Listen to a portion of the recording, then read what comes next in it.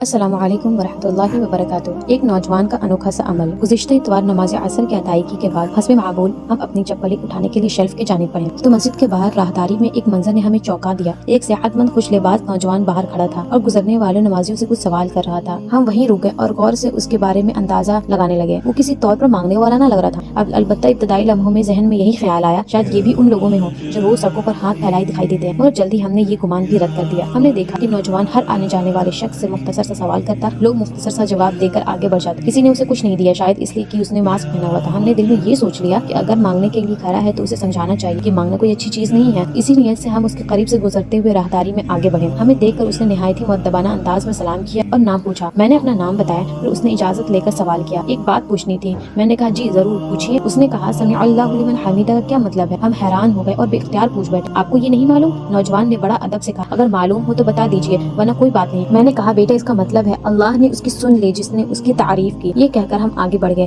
دل میں اب اس نوجوان کے لیے اچھے جذبات پیدا ہو چکے تھے کہ وہ مانگنے والا نہیں تھا۔ مسجد سے نکلتے وقت ہم نے پلٹ کر دیکھا تو نوجوان اب بھی وہی کھڑا تھا۔ یہ ہمیں کچھ عجیب سا محسوس ہوا۔ ہم دروازے سے ہٹ کر ایک جانب کھڑے ہو گئے تاکہ اس پر نظر رکھ سکے۔ ہم نے دیکھا کہ وہ بدستور لوگوں سے سوال کر رہا تھا، مگر اس بار یہ بات واضح ہو گئی کہ وہ ایک پرچی پر کچھ نوٹ بھی کرتا جا رہا تھا۔ ہم دروازے کے قریب ہی بیٹھ گئے اور انتظار کرنے لگے جب وہ فارغ ہو تو ہم اس سے پوچھے۔ جب ہم نے اسے مطلب بتا دیا تھا تو وہ دوسرے سے کیوں پوچھ رہا ہے؟ کیا اسے ہمارے جواب سے اتفاق نہیں یا کوئی اور معاملہ ہے؟ چند ہی منٹ گزرے تھے کہ اس نے اپنی پرچی دیکھی جس پر کچھ لکھا، جیب میں رکھی اور پہلے چپل اٹھا کر چلنے لگا۔ میں نے اسے روک لیا اور کہا بیٹا کیا آپ ہمیں 5 منٹ دے سکتے ہیں؟ اس نے نہایت ہی خوش اخلاقی سے جواب جی ہاں صاحب فرمائیے۔ میں نے پوچھا ہم یہ جاننا چاہتے ہیں کہ ہم سے سمع اللہ لمن حمیدہ کا مطلب پوچھنے کے بعد آپ دوسروں سے کیا سوال کر رہے تھے؟ اس نے کہا میں ان سب سے بھی یہی پوچھ رہا تھا۔ میں نے کہا کہ آپ ہمارے جواب سے مطمئن نہیں تھے کیا؟ یا آپ کو وہ غلط لگا؟ وہ مسکرایا اور بولا نہیں ایسی کوئی بات نہیں ہے، مجھے اس کا مطلب معلوم تھا اور وہی جو آپ نے بتایا۔ دراصل میں ایک سروے کر رہا تھا کہ کتنے لوگ سمجھ کر نماز پڑھتے ہیں۔ پھر اس نے کہا اگر آپ کو دلچسپی ہو تو میں آپ کو اپنے سروے کے نتائج بتا سکتا ہوں۔ میں نے کہا ضرور۔ اس نے پرچی نکال کر بتایا میں نے کل 27 نمازیوں سے یہ سوال پوچھا اور میرا ہدف وہ لوگ تھے جنہیں میں باقاعدگی سے نماز پڑھتے دیکھتا ہوں۔ 15 لوگ نے کہا امام صاحب سے پوچھ لیا، 7 لوگوں نے کہا کہ آپ کو خود نہیں معلوم اور آگے بڑھ گئے، 3 لوگوں نے مشورہ دیا نماز کی کتاب دیکھ لیجیے اور 2 لوگوں نے صاف کہا صحیح سے معلوم نہیں۔ اس نے فرمایا